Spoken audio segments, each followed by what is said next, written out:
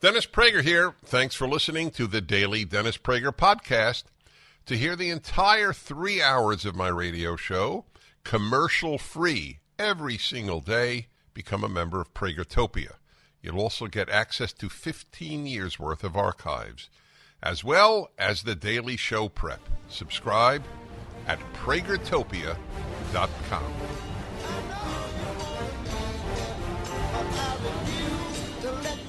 Hi, everybody. Welcome to the Dennis Prager Show. And today, if you watch Amala at PragerU, you will know why she has such an enormous following. She is a truly remarkable woman, sort of a wunderkind at PragerU, and with so many young people across the country. You will understand why. She has her own podcast. I hope she'll talk about it. You're in good hands with Amala Ekpunobi. Hi, everybody, and good morning. Welcome to the Dennis Prager Show. I know what you might be thinking. Me and Dennis sound indistinguishable. How would you even know that it's me? But it is me, Amala Ekpunobi of PragerU. I'm so happy and blessed to be with you today to talk about some very important issues, and hopefully I'm an adequate replacement for Dennis Prager on this day. So I'm sure there are many of you listening right now who have no idea who I am, and that is totally fine. So I figured we would start off our first segment for the hour giving you my story, because storytelling is something that I think we need to get a little bit better at on our side. The left and the progressives happen to be really good with creative storytelling, even if it has nothing to do with actual reality. So let me tell you a little bit about my background. So for those of you who don't know me, I grew up in a very small, rural, conservative, mostly white town in central Florida. And I was raised by a white mom. I happen to be biracial. Now, race is not super important to me, but it becomes important in my story because I was taught a lot of things as a child that distorted my reality. So my mother currently works for the political left. She is a fundraiser and developer for that side of things. So you can imagine how proud she is to know that I'm hosting the Dennis Prager Show right now today. She's cheering me on from home right now. And I grew up with her. She's a single mother of 3. I've got a younger sister and an older brother. And from a really young age, I was invested in politics. My first political memory was actually in 2008. I was 8 years old at the time. I know I just aged myself, and I am a child talking to you today. But on that particular day, I was very excited because my mother told me I got to stay up past 9:30 in 2008. Why is that? Because she wanted me to see the election results. So I sat in front of the television with her, my sister, and my brother, and we watched as the votes came in, and I nearly dozed off before we got the announcement that Barack Obama was the president of the United States. And my mom gathered us all together, and she started crying in front of the television. And at 8 years old, I'm looking at my mom and thinking, why is this woman crying? She has been talking about wanting Obama to be the president for a long time now. In fact, she even worked for an organization that was door knocking and talking about voting for President Obama. So there I was, 8 years old, and there my mom was crying in front of the television, and she said something really important to me and really shaping to me on that day. She said, Amala, our country just elected the first black president of the United States. And she was crying because she said, America, I never thought such a racist country could elect a black president. And in that moment, at 8 years old, I knew 2 things. 1, that it's very important that I'm black and living in America. And 2, that a lot of people view that as a bad thing. And that was really my introduction to American politics. And as you can imagine, learning that sort of narrative from a really young age, I was an angry individual. I was born biracial in America. I couldn't help that. And for some reason, that was wrong. And other people viewed it that way. And a lot of people will sort of hear the things that my mother taught me at a young age, that there was going to be barriers placed in front of my success because of the way that I was born, that patriarchy and systemic racism were always factors that I had to take into account in my life. And they'll get pretty angry that my mother would teach me things like that. But in the long run, I really don't blame her for the ideology that she passed down to me. She truly thought she was doing something compassionate, and she still to this day is doing the work that she dedicated her life to back when I was 8 years old. So, as I said before, I was an angry person. Anyone would be if they learned that. So throughout middle school and high school, I was an activist. I was the person who was making political speeches in my speech class when nobody wanted to hear a thing that I had to say. I was picking fights with the conservative students, which were everywhere in the area that I was living in, and I was just constantly running my mouth. It's something that I'm still good at to this day, and luckily I'm using it for the right side now, I believe. And when the Parkland shooting happened in Florida, I was directly affected by it. It wasn't very far from where I was living. I had heard about gun control and talked about common sense gun control in my speeches in school, and I was galvanizing students behind my own ideology. So I got asked to do a speech at the March for Our Lives, which most of you know is a movement that is very anti-Second Amendment, is pushing for highly regulated gun control. And I made a speech about how racist this country is, how racist police officers are, and how it is so likely that as a black person in America that you could lose your life at the end of a gun. In that time, I didn't mention anything about black-on-black crime. I talked about the police. I talked about white nationalists, and the crowd went wild. I'm talking tens of thousands of people watching me speak about something I knew nothing about, but I knew the talking points, and I was confident enough to get on that stage and say something. And when I graduated high school, I thought, let's not go into higher education. I think I need to be an activist because nothing's going to happen if we don't create the change ourselves. Dave Rubin has a fantastic quote where he says, on the left, we want to change the world. We want to transform the society. And conservatives want to understand the world. They want to understand the society. So at that age, 17 at the time, all I wanted to do was control the world and to change it. So I asked my mom, hey, can I get a job working at your organization? And she said, let me go ask a few of the higher ups, and what would you have it? I became a young activist. I was actually hired as a youth organizer, which meant that I was traveling around to different middle schools and high schools and teaching people about their own oppression, just like it had been done to me. And I was creating all these other young activists who were getting involved in the work that we're doing. And we were working on every single leftist campaign you can think of. The Fight for 15, the fight for women's reproductive rights, talking about immigration and open borders and how anybody should be able to be wherever they want to be at any given time.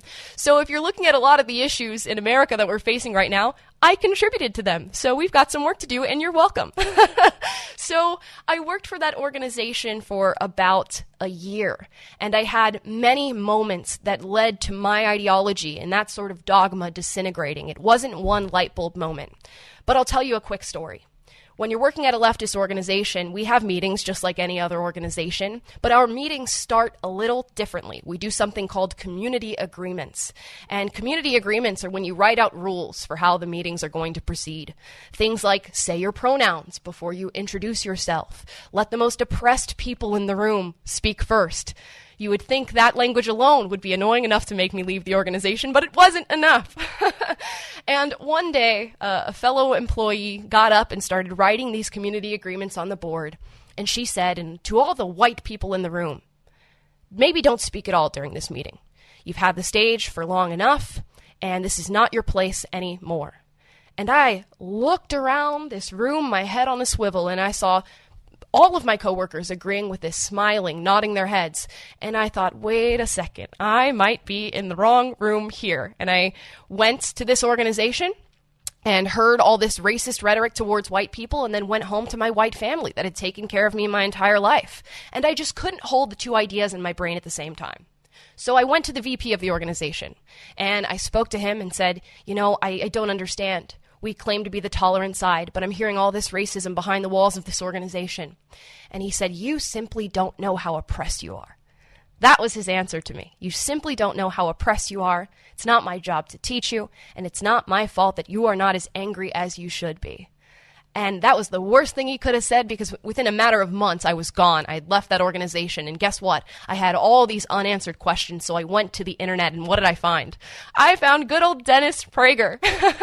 And alongside Dennis Prager, I found Tom Sowell, I found Larry Elder, I found Dave Rubin, I found all of these people who were willing to sit down and talk to me, albeit through a screen, about why I might be wrong about some of the things that I was thinking, why I might not be as oppressed as I thought I was.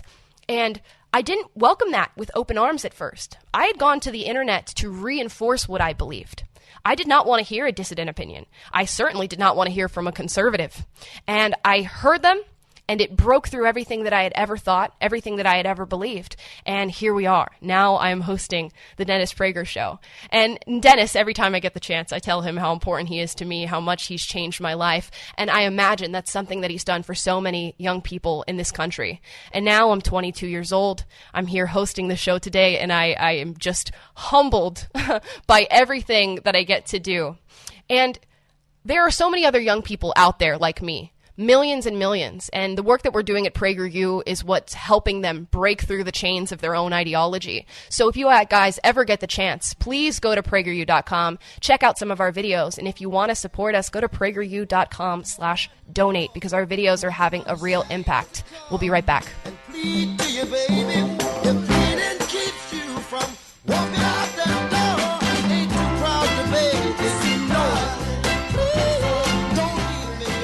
Rising interest rates, stock volatility, out-of-control inflation. People are concerned about what the future holds financially. This is Dennis Prager for AmFed Coin and Bullion. There's no better time than the present to move a portion of your IRA into precious metals. Gold and silver IRAs are more popular than ever, and dealers are advertising heavily for your business. You should know there's a right and a wrong way to set up your precious metals IRA. Mistakes could cost you hundreds of thousands of dollars in IRS fines. Nick Grovich, man I completely trust, owner of AmFed Coin and Bullion, has agreed to send you a concise report about how to set up your IRA and how to get the best bang for your buck. Nick and his team will be happy to help you set up your precious metals IRA or review your current account. Call AmFed Coin and Bullion 800-221-7694 for your free IRA report and all your precious metals needs. AmericanFederal.com. That's AmericanFederal.com.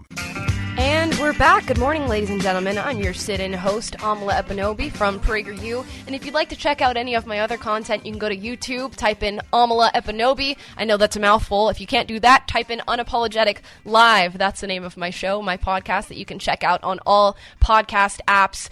I want to talk about something in particular, a New York Times article that was recently put out titled, "At age 79, Biden is testing the boundaries of age and the presidency." Much like with the COVID narrative, everything that we say becomes fact in about 2 years. So everything we're saying now on the right about any given subject matter, in about 2 years, you can be rest assured that the political left will be using those as talking points and not crediting us or taking accountability for everything that they've said that goes against actual reality. So I want to get into this article because apparently now the New York Times is becoming aware of Biden's age. It might be through all the gaffes that he's having on television, might be from falling off his bicycle. And I in no way want to cheer this on gleefully, as the article writes that we conservatives do. But let's read from this and see what we have to say. Just a year and a half into his first term, Mr. Biden is already more than a year older than Ronald Reagan was at the end of 2 terms. If he mounts another campaign in 2024, Mr. Biden would be asking the country to elect a leader who would be 86 at the end of his tenure, testing the boundaries of age and the presidency. What a revelation. Again, something that we've been saying this entire time. Not only is Biden one of the oldest presidents we've ever seen, but he's been in government for nearly 50 years now. 50 years. And this is not something that's specific to him. We can look at a lot of other officials who are definitely testing the boundaries of age and who have been in government, in my opinion, for way too long. Another New York Times article, an opinion piece on Biden's age, labeled our government as a gerontocracy. And that's not me as some young person coming at you and saying, you know, these old geezers are sitting and making all of these decisions. People agree with me. About 60% of Americans aged 65 and older say that Biden is too old to be sitting in the seat that he's sitting in now, and that he certainly should not be running for another term. And I doubt he will. And the left seems to be turning on him at this moment, talking about his age, talking about how he's unfit to serve as the president of the United States, because I think now they're realizing that they cannot rely on him for another term. And with the state of the country right now, they shouldn't want to rely on him for another term. Let's read some more here.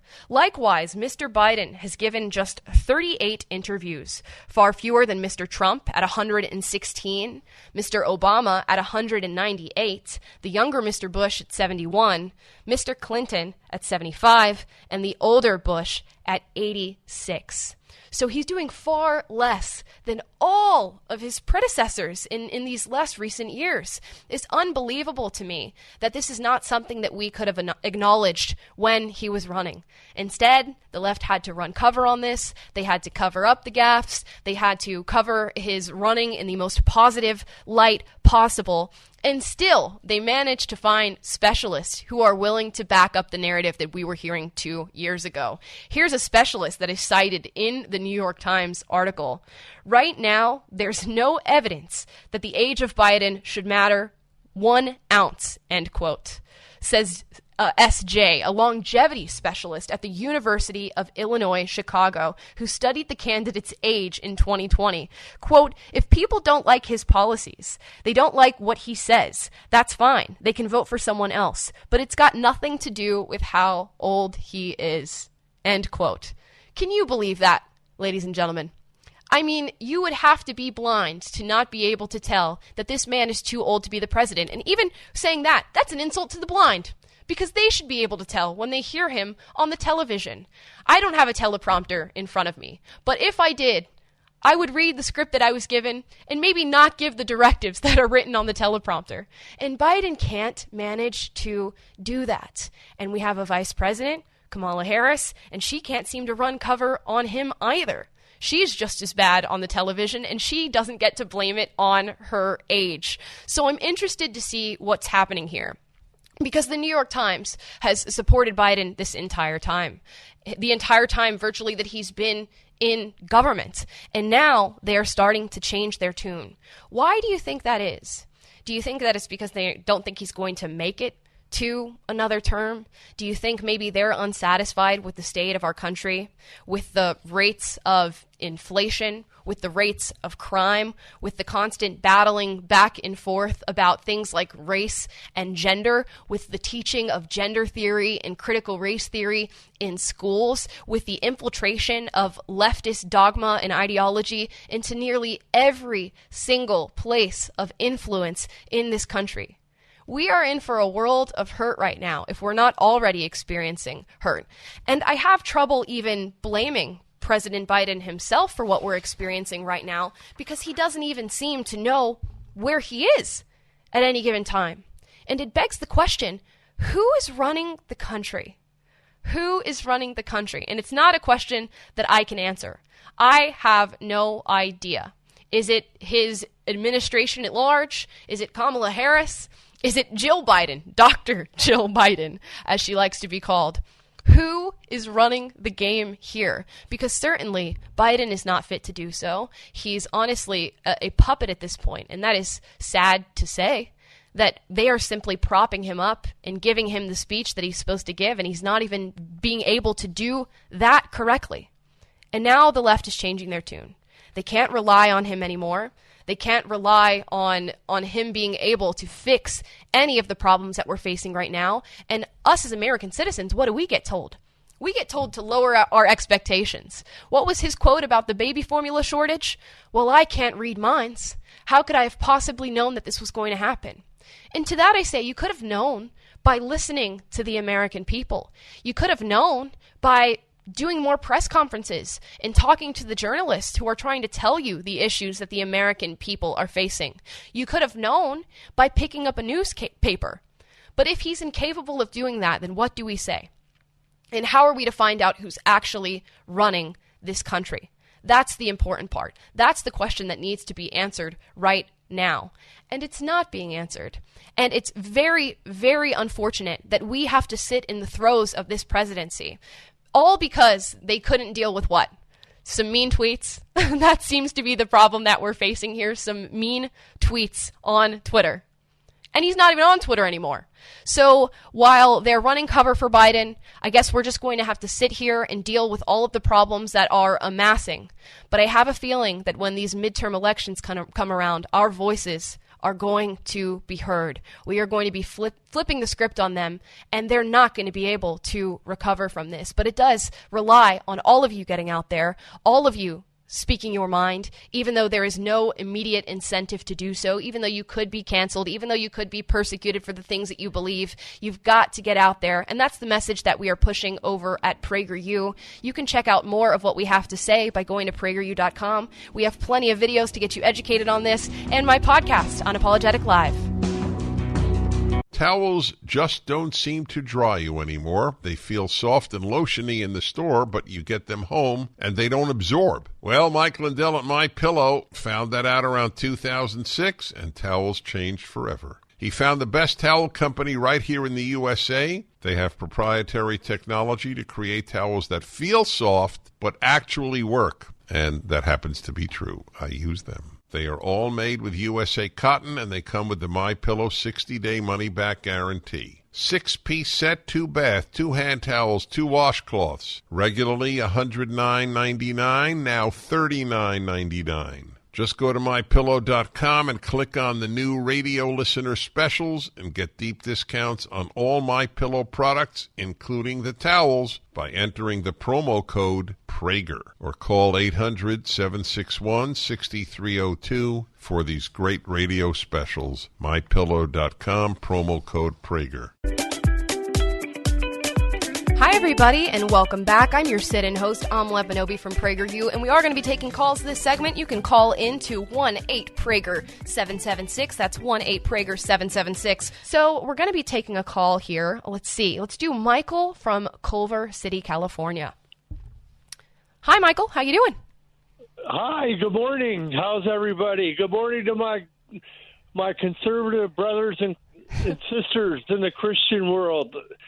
Fantastic. You know, it's beyond pathetic that we have in this great nation that the people would elect a feeble old fool in Joe Biden. I'm ashamed to call him my president because he's not.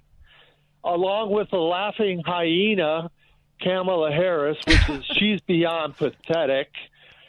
Because she can only answer anything with a laugh. But what's comical about the whole thing, and like our little friend, the bartender, AOC, they want all this green, electric cars, electric this, electric that.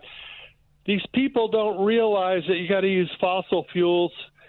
Let's try the Colorado River, Hoover Dam, that have all these transmissions that all have fossil fuels for lubricants, bearings, and greases, and all that. Mm-hmm. So that to produce all the electricity to make these cars go. Well, batteries don't produce energy; they store it. So let's talk about the batteries and the green people. They're tearing up northern Nevada in a beautiful section of the country, mining all this minerals to make these lithium batteries, sending them to China. China sells them back to the stupid Americans who wants the green battery car.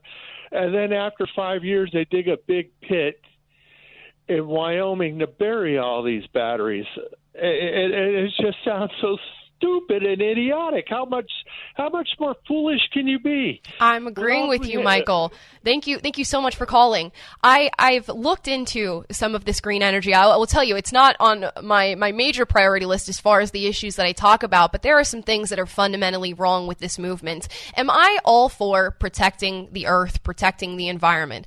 Absolutely. And I think you'd be hard-pressed to find a person who doesn't agree with that statement there. But the manner that they are going about this issue is bringing about a lot of questions for me. Something that has really piqued my interest is the Dutch farming crisis that is happening right now in the Netherlands. I don't know if all of you are up on this right now, but they're telling the farmers, due to nitrogen and ammonia, we have to cut back on your livestock. We have to cut back on your livelihoods. And essentially what they're doing is putting these farmers out of business. So now over 40,000 farmers are taking to the streets of the Netherlands and saying, no way, this is my livelihood, and you don't get to step on it in the name of your green agenda. agenda. And that seems to be what they're doing all across the world. Now, I'm a little suspicious of a globalist agenda that is going on behind that, and I'm wondering who's going to be buying up the farmland from these Dutch farmers. When you have people like Bill Gates who are advocating for campaigns like this, he owns more farmland than anybody else in the world. So what are we doing there? What are we working towards? And we know that the green energy solutions and alternatives that they're pushing for are not the most reliable, although they're called reliable sources. Look at the Texas freeze that Texas experienced. What created that? Those energy sources that they're going for, solar and wind, are not the most reliable. I'm all for expanding on them. I'm all for allowing people to do that if that's what they want to do. But as far as energy, we need to find something that works. And we were energy independent not too long ago. And now look at us. We're experiencing a major problem, and really all due to what this administration is doing. Now, as I said before, climate change and green energy is not really at the top of my list on these issues, but if you'd like to get educated on them, we have plenty of 5-minute videos at PragerU.com that you can go in and check out, and it's a subject matter that I'm going to be getting into on my show, Unapologetic Live. You can check that out as well. And if you want to support us with your money, please go to PragerU.com/donate. It helps us create all the content that is changing minds. We'll be back. The Dennis Prager Show.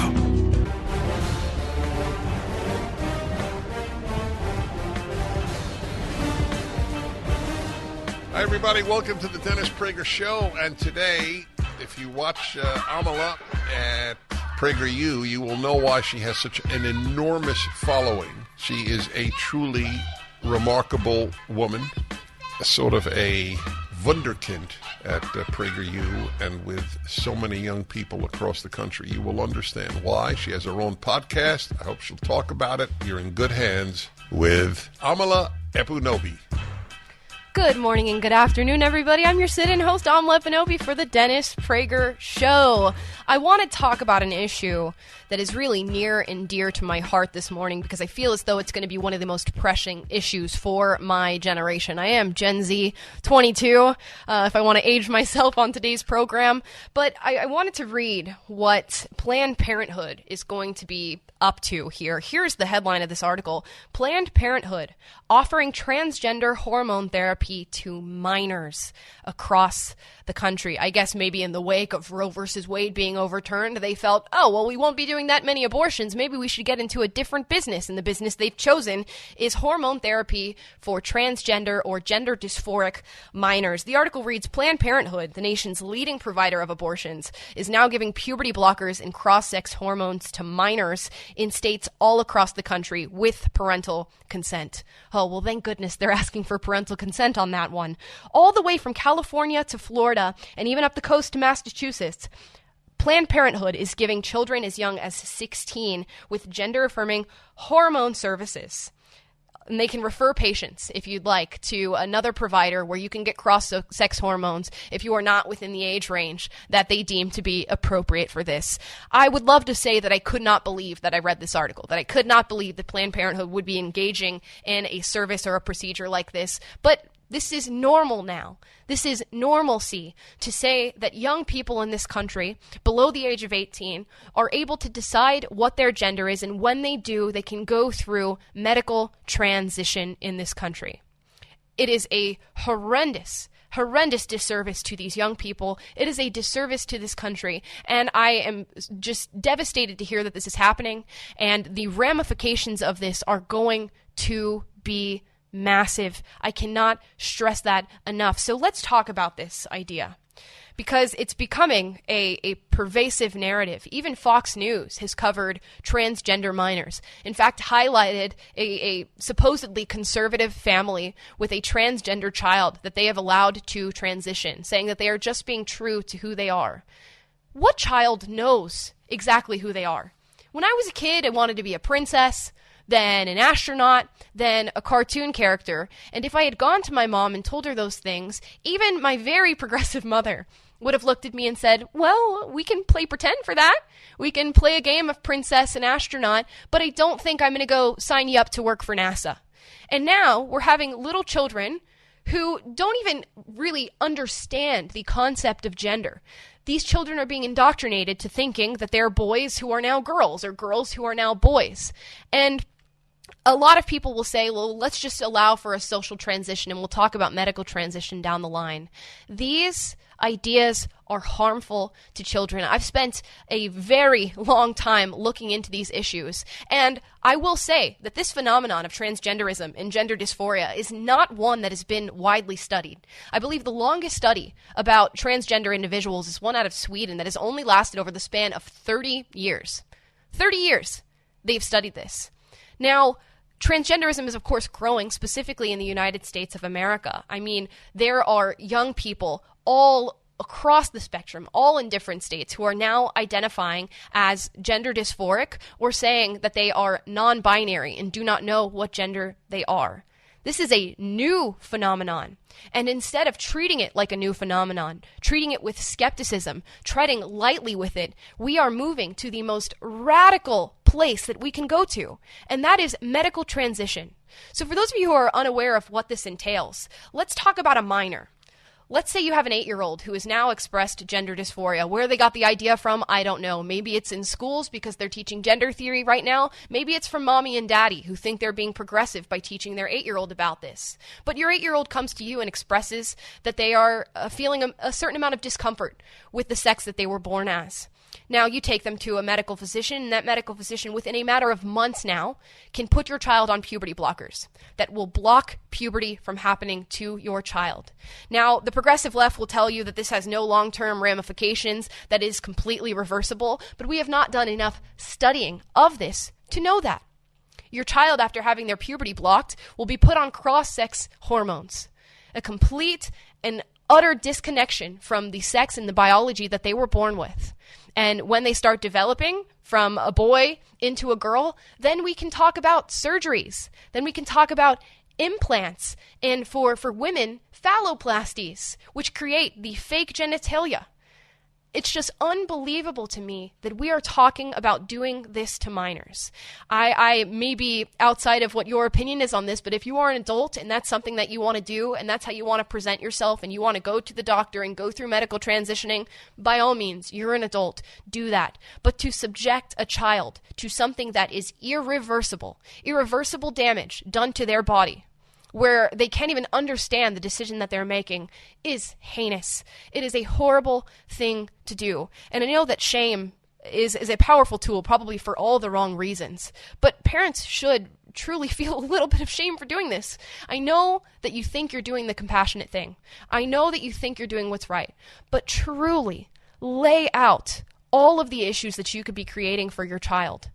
And while we are highlighting the stories of transgender people, and even Fox News is going as far as to do that, the people who choose to detransition, meaning reversing the process or at least attempting to go back to a life of normalcy that looks more like the sex that they were born with, those people are trying to tell their stories. They are trying to warn other young people about what this can create, the issues that you will face for the rest of your life, and people aren't listening.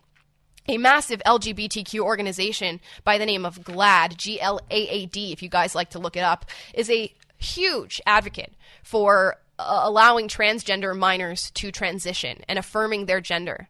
GLAAD has gone as far as to say that we shouldn't highlight the stories of detransitioners. We shouldn't allow them to speak because they are not true representations of gender dysphoria. But they are. They are. They are people who were convinced by a narrative, convinced by others on the internet, that there was some sort of incongruence with the sex that they were born as, and they go down this route in order to feel comfort in themselves, in order to find people who accept themselves. And to that I say, let's think about this gender confusion thing for a second. Because the left will tell you there is no such thing as gender roles, right? Women don't have to love pink. They don't have to be nurturing. They don't have to be compassionate. Men don't have to be strong. They don't have to be assertive. They don't have to be aggressive. But when we adopt transgender ideology, what do men and women do? A man who feels gender dysphoria goes and takes on all of these gender role characteristics of being a woman. They go and get the breast implants. They go and change their genitalia. They get put on hormones to change their voices. They start wearing dresses. That sounds a lot like gender roles to me. And these kids that we're seeing going through this process of medical transition, well, the mom says, well, my boy loved playing with dolls, or he loved wearing dresses, so I thought there might have been some incongruence between his gender and his sex. But wait a second, Mom. I didn't think gender roles existed. I thought boys could love pink. I thought boys could love dolls. I thought boys could love princesses. But now we're saying when a boy does that, they are a girl. So which one is it? And what your child is going to face for the rest of their life because of this is a multitude of issues. These are surgeries that are still being perfected.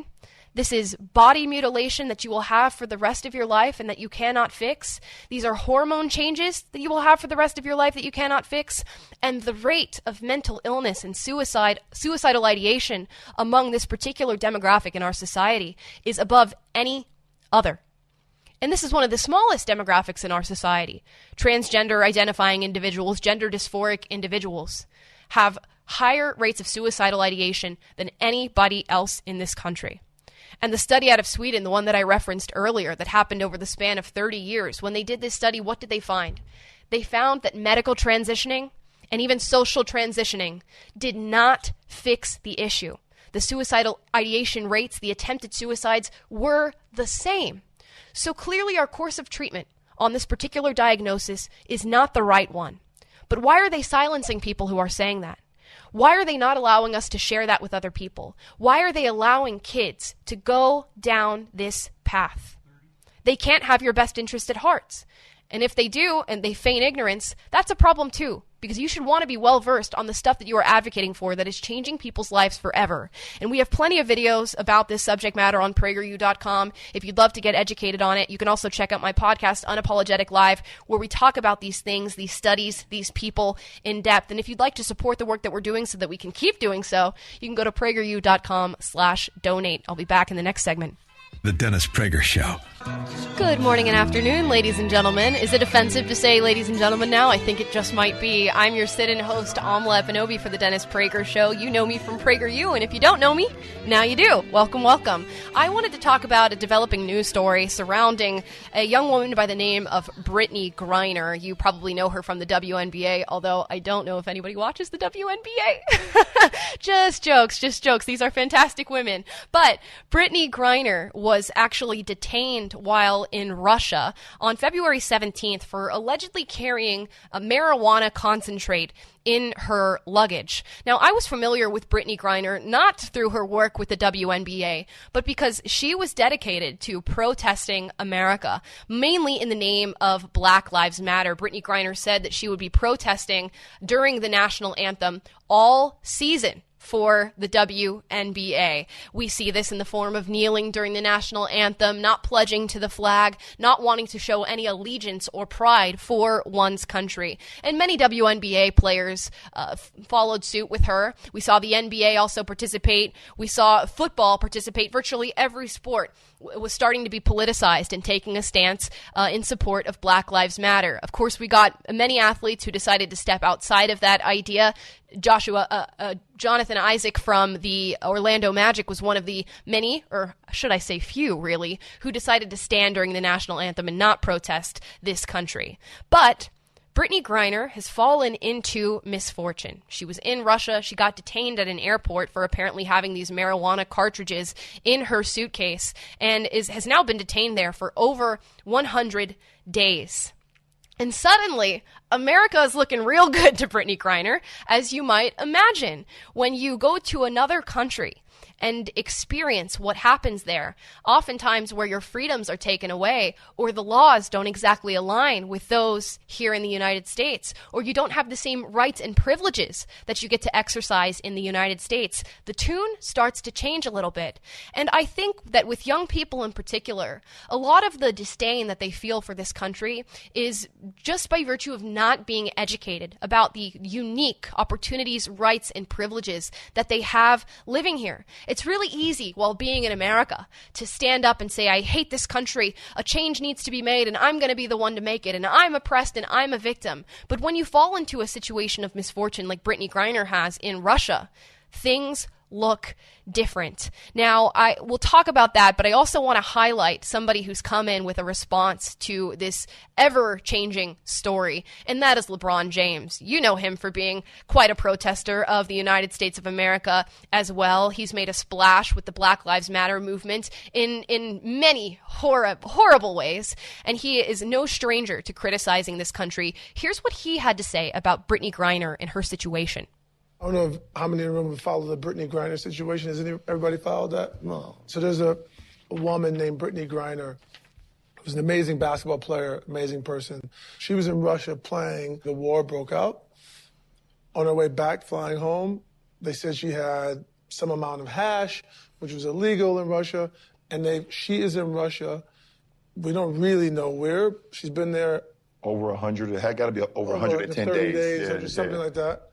It's pretty up what's going on. The WNBA season has started, and she still has not come back. Still hasn't come back. She's a superstar. I mean, we're talking about this is the top of the top. This is LeBron of the WNBA. You, being you, LeBron James, have you thought of like if it was you travel to Europe, you do these things, like have you put yourself there in terms of like, man, what she must be going through or what that experience must be like? I was trying to imagine it, and it's hard for me to even put myself into what she's going through. Like, she's such a great human being, a great person. Obviously, I've been in her presence a few times, and, you know, you always feel like, you know, if you're from a certain place, you always feel like they got your back. And in a sense, like, now, how could she feel like America has her back? Like, I would be feeling like, do I even want to go back to America if I've been gone over 130 days, and I feel like it's been zero effort. Zero effort, LeBron James says, and why would you even want to come back to America? This amazes me, but it is much like my story. As I told you guys in the first hour, and for those of you who are just tuning in, I grew up in a really rural, conservative, Christian, white area in my home state of Florida. And although I lived there, I was extremely successful. I did well in school. I was valedictorian. I got a job straight out of high school that was well paying. I was still convinced by the narrative of systemic racism. I hadn't experienced an ounce of it, but I would have told you that this country was pitted against me. The very same can be said for a person like LeBron James. Look at this man. Look at his career. Look at his upbringing and what he's managed to do in his lifetime. I believe he might even be a billionaire now. All because of capitalism. All because of the support that America has given him. He has been able to, apparently, if there's systemic racism, he's jumped right over that boundary, leaps and bounds over that boundary, and is now a very successful black man, one of the most successful black men in America. And he still has the audacity and the gall to say, well, if I was Brittney Griner, I would maybe consider not even coming to America. Why would you want to be back here? And he will probably never be in a situation like she is right now, but I think it's giving her a little bit of perspective. Here's an article out of CBS Sports, and I want to read part of it, of Griner's response to what has happened to her in a letter that she's written to the current administration. On July 4th, Griner sent a letter to the White House appealing for her freedom directly to President Joe Biden. Griner wrote that she missed her wife, family, and teammates, adding she spent the 4th of July holiday thinking about the meaning of freedom. Quote, it hurts thinking about how I usually celebrate this day because freedom means something completely different to me this year, end quote. Freedom means something completely different to me this year. And it's horrible that it takes a situation like this, being detained in a foreign country, to realize everything that your country has to offer you and things that are specific to America. And I tell people that hate this country, you know, you can have qualms with America. You can have qualms with its systems and institutions. But this country gives you something that no other country provides.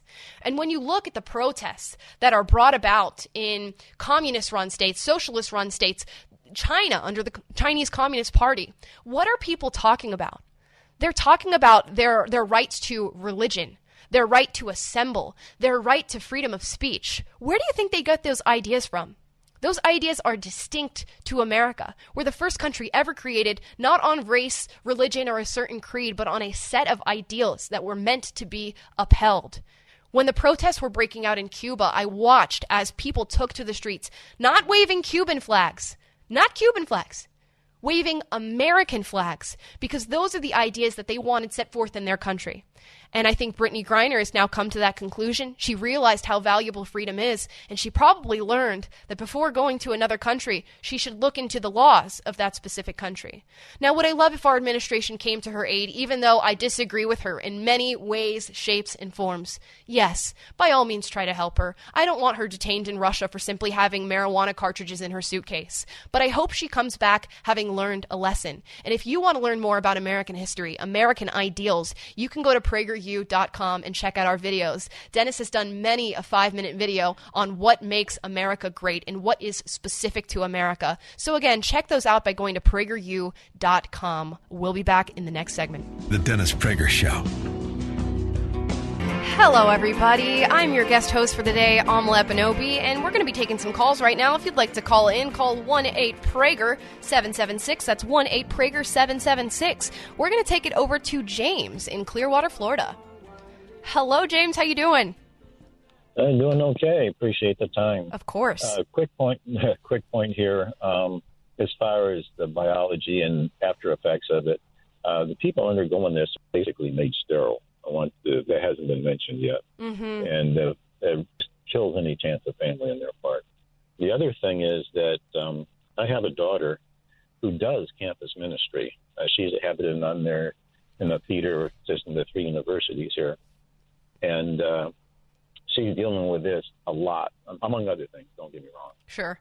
And the thing is that she's finding that these people are looking for happiness. Yes. And they figure, well, if I do this, I'll be okay, I'll be happy.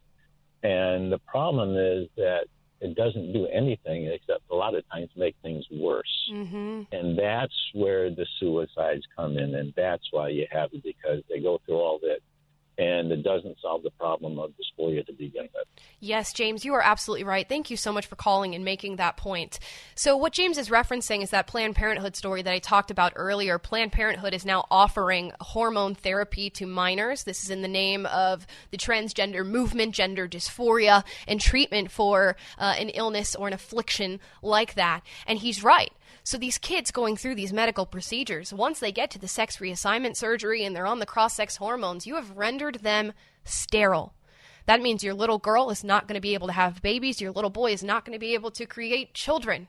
So these are things that we truly have to think about. And it's sad to say that we are treating these things quite frivolously. I've heard from teenagers who have gone in and expressed a certain amount of discomfort with their gender or their sex and have been put on hormones and have started talking about surgeries no more than 2 months later. That is a very quick decision to make that will affect you for the rest of your life. And James, your daughter is absolutely right there. They are looking for happiness. And I feel the utmost sympathy for people who are going through this. I can imagine the amount of inner turmoil one must feel to go through a process like this that is tantamount to mutilation with their bodies. I can imagine how horrible you must feel and how uncomfortable you must feel on any given day to put yourself through that. And even worse, to go through that entire situation and find out at the end of it that wasn't the right answer and that you've now done something irreversible. I just imagine that is devastating and heartbreaking, and I understand why somebody would resort to suicide or attempted suicide in that way. It's highly unfortunate, highly unfortunate. We're going to take another call. This is David in Sacramento, California. We got David on. Hi, David. I'm here. Hey, I just want to say I really enjoy you filling in. I've watched your program. You got a lot of energy. It's a riot. Oh, thank you. I wanted to say I was thinking about your mom and the story you opened up with. Mm-hmm. I just wanted to encourage you, I'm sure she's probably listening, but I think there's almost a religious element to leftism. Mm-hmm. The passion of it and the zeal and all that stuff, and I'm sure it really probably bums her out, that you're conservative and filling in for Dennis Prager. But I just wanted to encourage you. I don't know what your relationship's like with her, but just want to encourage you to really still show us that honor and regard and is even more love than you could probably muster. Because I know even on our side we get angry. We see what's going on with with the young people, and we get really angry. You know, and I understand why people are fired up. So right. I just want to encourage you and just let you know that tons of us out here adore you and appreciate your incredible energy level. Oh, David, thank you so much. I really appreciate that. And I will tell you, my relationship with my mother is better than it has ever been before. So thank you so much for your call. And, you know, you said something there, that a lot of leftism is like religion. Now, I don't happen to be a religious person, which is why I'm a particularly hard opponent for the people who come at me for being conservative.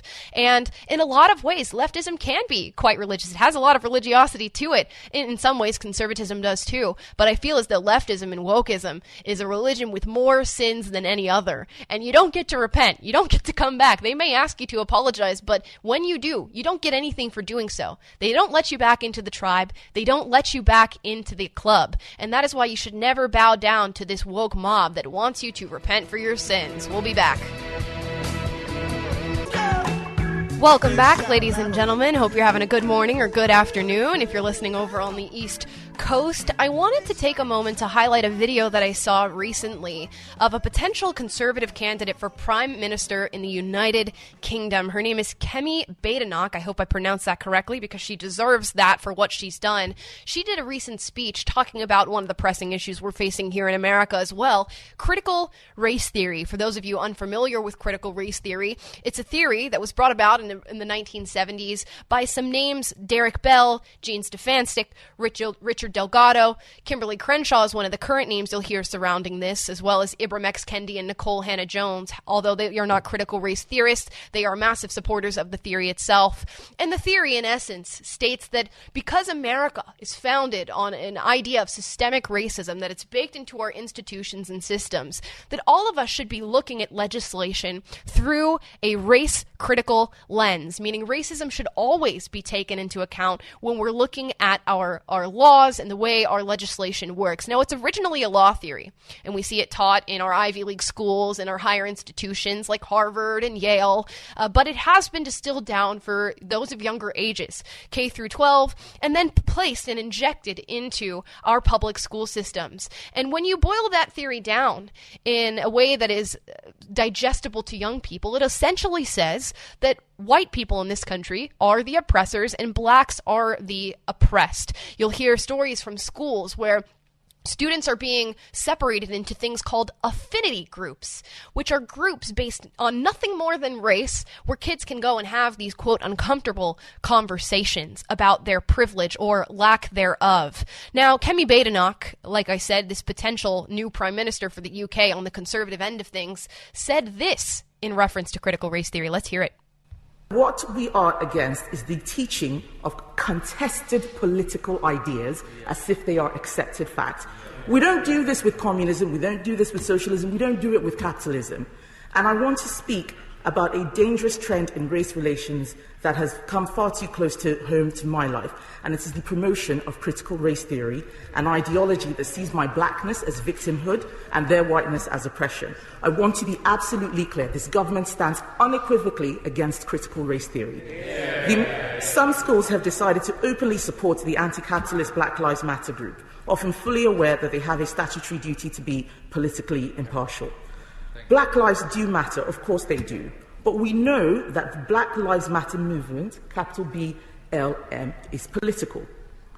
I know this because at the height of the protest, I have been told of white Black Lives Matter protesters calling, and I'm afraid I apologize for saying this word, calling a black armed police officer guarding Downing Street a pet. That is why we do not endorse that movement on this side of the House. It is a political movement, and what would be nice would be for members on the opposite side to condemn many of the actions that we see this political movement, instead of pretending that it is a completely wholesome anti-racist organization. There is a lot of pernicious stuff that is being pushed, and we stand against that. We do not want to see teachers teaching their white pupils about white privilege and inherited racial guilt. And let me be clear, any school which teaches these elements of critical race theory as fact, or which promotes partisan political views such as defunding the police without offering a balanced treatment of opposing views, is breaking the law.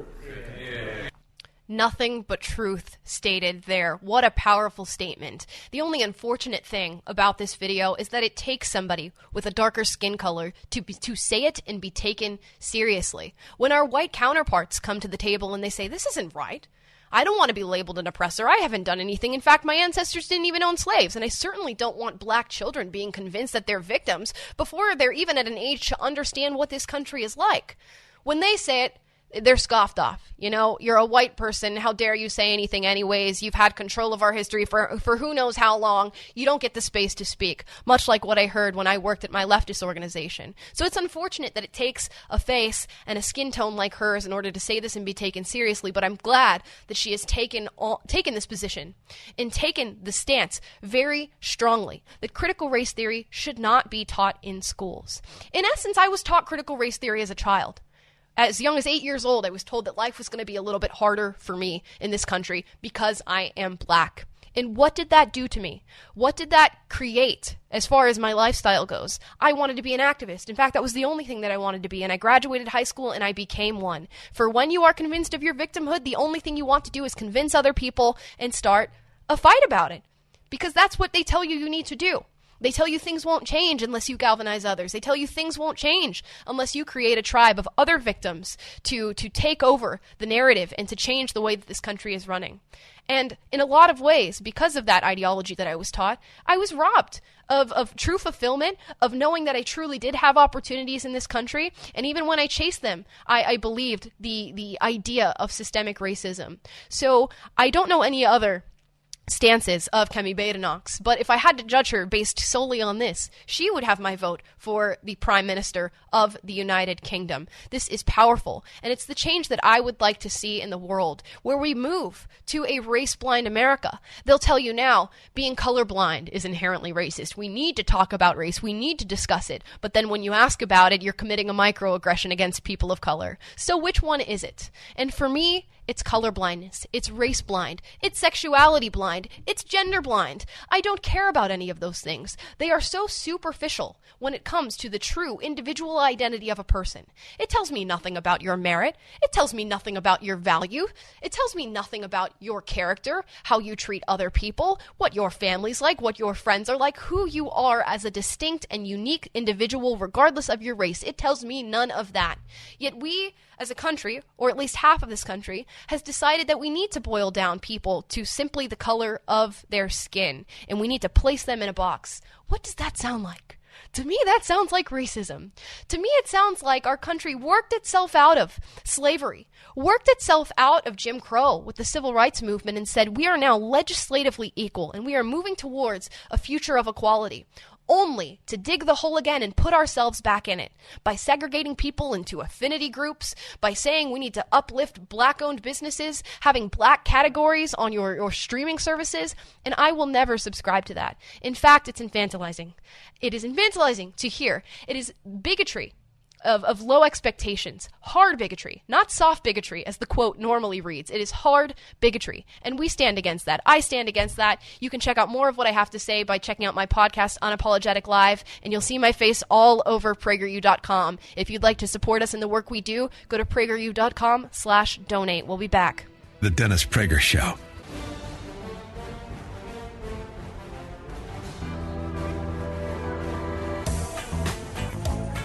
Hi, everybody. Welcome to the Dennis Prager Show. And today, if you watch Amala at PragerU, you will know why she has such an enormous following. She is a truly remarkable woman, sort of a wunderkind at PragerU, and with so many young people across the country. You will understand why. She has her own podcast. I hope she'll talk about it. You're in good hands with Amala Ekpunobi. Hi, guys, and welcome back to the final hour. I hope you've enjoyed your time with me so far, because I've certainly enjoyed it. I always love coming on and guest hosting the Dennis Prager Show, and like he said, I do have my own podcast. It's called Unapologetic Live. You can check it out on YouTube, Facebook, Rumble, Getter, anywhere where you go and get your podcasts. Today, and in this segment, I want to talk about a question that seems to be on the tip of everybody's tongue, and that question is, what is a woman? For the most part, conservatives and classic liberals can give you a straight answer. For me, it's an adult human female, you know, with those things like chromosomes that don't seem to change, no matter how many cross-sex hormones you take, no matter how many surgeries you undergo, no matter how much dogma we use to convince people that they are confused about their gender. What a woman is an adult human female, but we're having trouble answering that question on the progressive left. For those of you who watched the Supreme Court nomination proceedings and that whole trial, basically with the Senate questioning Ketanji Brown Jackson, when she was asked what's a woman, she stated that she was not a biologist and therefore could not answer the question. I'm not a chef, therefore I can't turn on the stove. I'm not a vet, therefore I can't tell you what a dog or a cat is. What a wondrous answer to what is a very simple question in my eyes. What is a woman? Now, we've seen this happen again. Senator Josh Hawley was questioning a Berkeley law professor in some Senate proceedings about the current abortion conversation that we're having now that Roe versus Wade has been overturned. And I want you to hear this interaction. Here's the video. Before I do, I just want to clear one thing up. Professor Bridges, you said several times, you've used a phrase, I want to make sure I understand what you mean by it. You've referred to people with a capacity for pregnancy. Would that be women?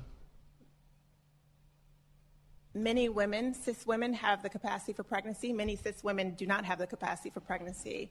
There are also trans men who are capable of pregnancy, as well as non-binary people who are capable of pregnancy. So this isn't really a women's rights issue. We can recognize that this impacts women while also recognizing that it impacts other groups. Those things are not mutually exclusive, Senator Hawley. Oh, so your view is that the core of this right then is about what? So I want to recognize that your line of questioning is transphobic, and it opens up trans people to violence by not recognizing them. Wow, you're saying that I'm opening up people to violence by asking whether or not women are the folks who can have pregnancies? So I want to note that 1 out of 5 transgender persons have attempted suicide. So I think it's important because of my line of questioning? Because, so we can't talk about it? Because denying that trans people exist and pretending not to know that they exist I'm denying that trans people exist by asking you if you're talking about women having pregnancies? Do you believe that men can get pregnant?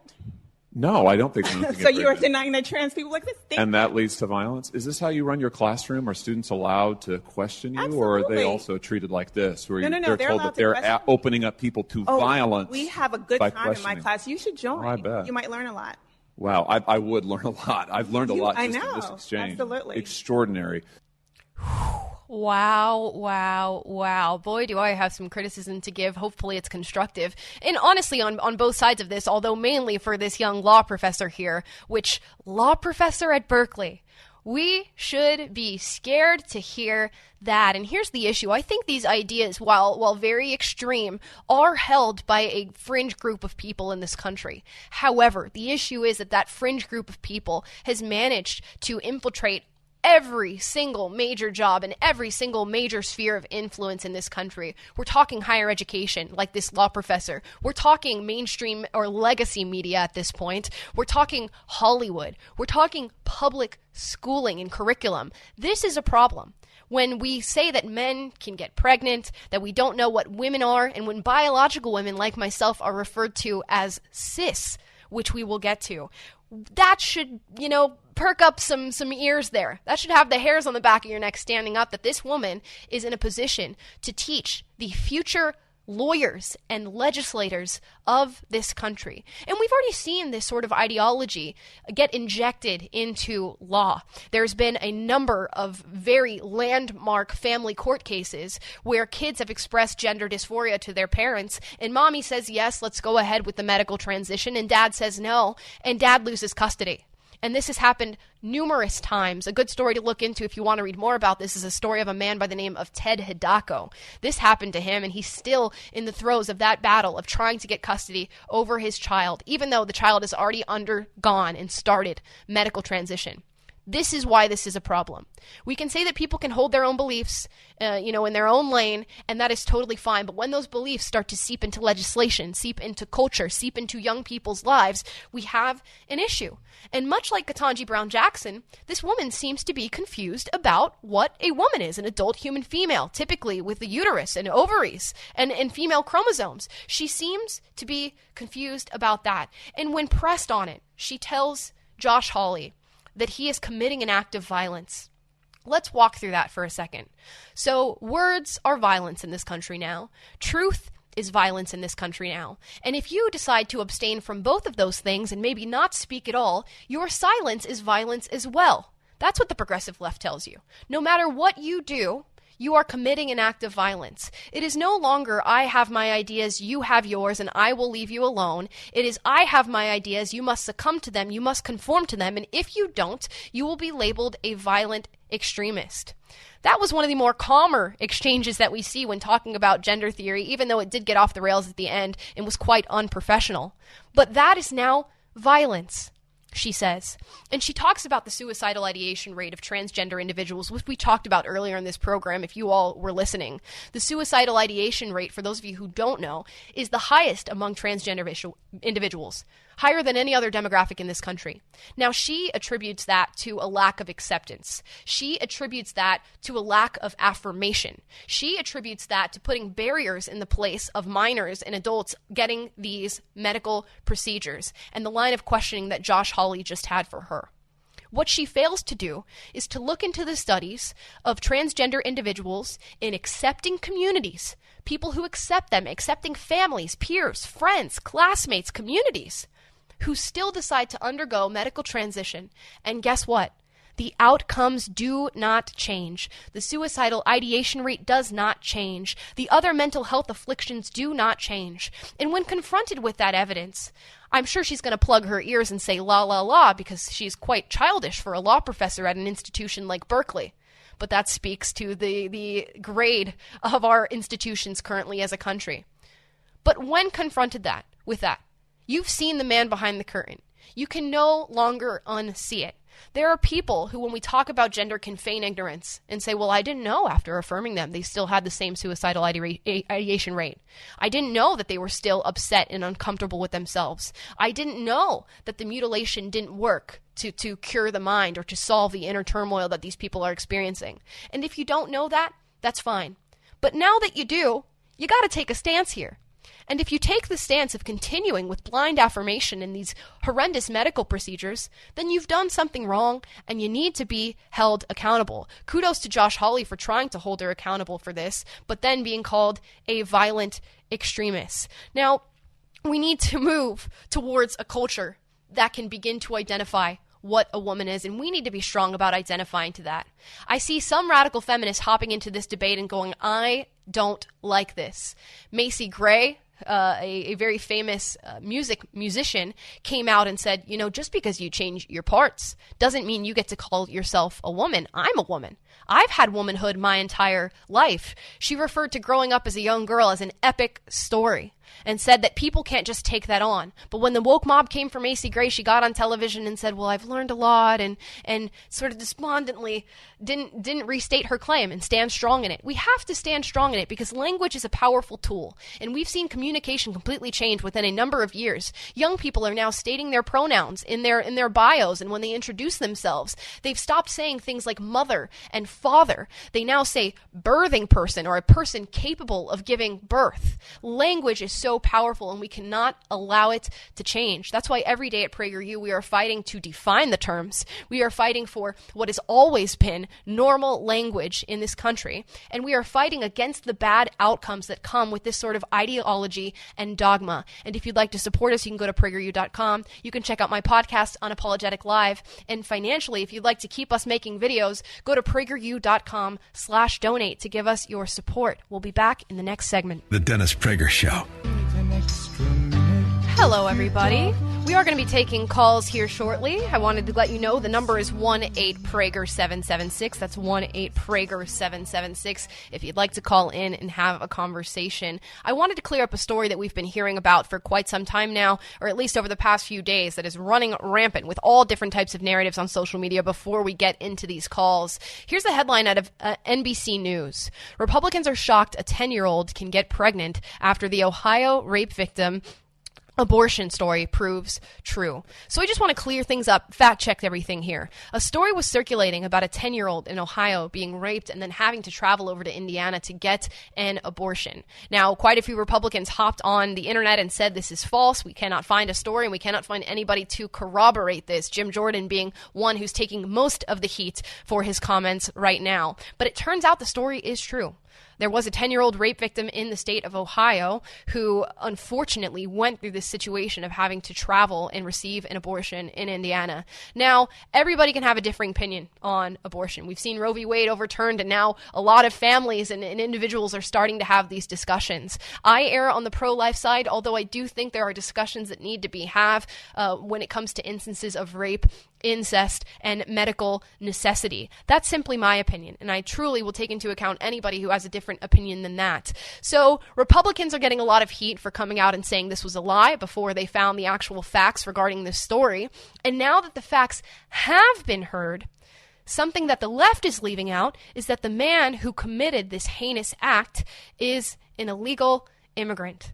So Republicans are being called liars for saying this story isn't true. Leftists and progressives are being called liars for failing to admit that this man is an illegal immigrant. If you look at many of the articles surrounding this story on the left, they refer to him as an Ohio man. That's what they call him, an Ohio man. They make no mention of his citizenship status, which is non-existent. And Republicans jumped on this story, calling it fake without taking a moment to look into it. We even had people on Fox News saying there's no record of this story happening. So we have a failure here on both sides. And I want to use this story not to chastise anybody or to say that somebody's wrong, although it seems like both parties have been wrong in this case, but to say let's hold off on speaking about things, especially with super audacious and confident responses, without knowing the entirety of the situation. Both sides have failed in this case. The left is running cover on the whole illegal immigration front of this that we're now experiencing at our border at the highest rate we've ever seen. And Republicans called this a lie before knowing that it was actually true. So we have to do better. We have to want to have conversations and not just simply hop on a story and demonize the other side, or else we will get nowhere. These very tough issues, like abortion, are going to require compromise. And I know that's a word that maybe some people don't want to hear, but it's going to require compromise. And if we are so focused on demonization and spouting a narrative rather than being focused on truth, we are in for trouble. We will be a society divided if we are not all ready.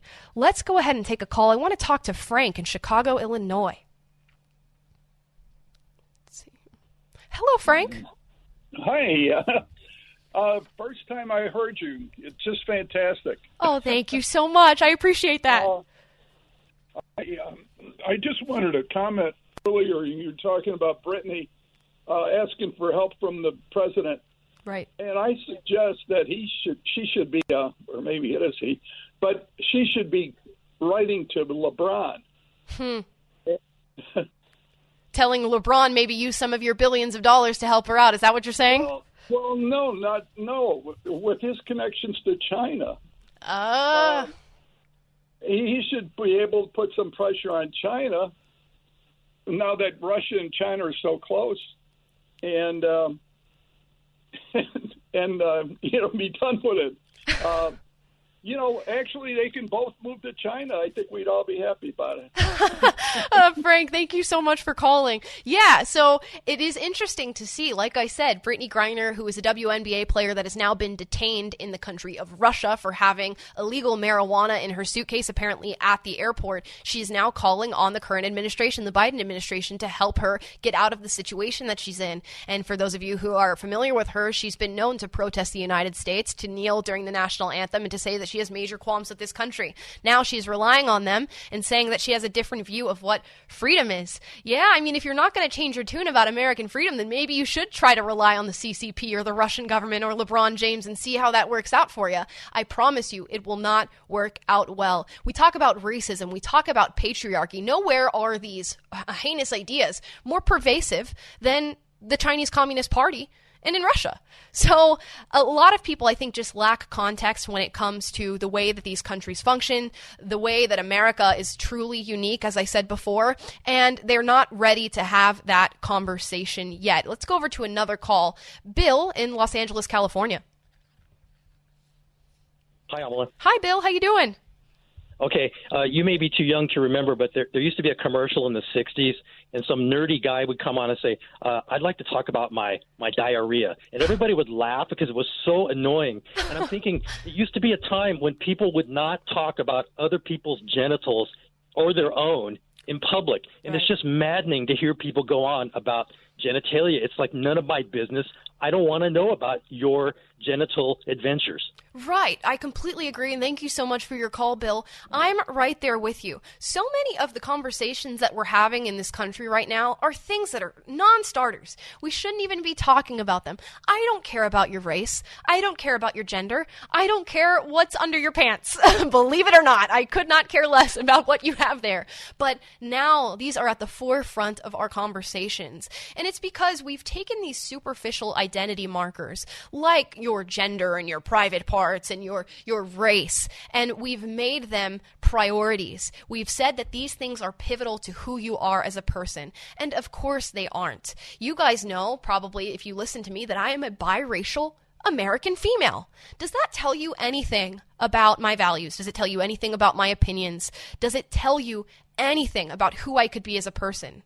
I could be a great person, or I could be a horrible one that you'd never want to be friends with, but you wouldn't know that by hearing my race, my gender, and what private parts I have.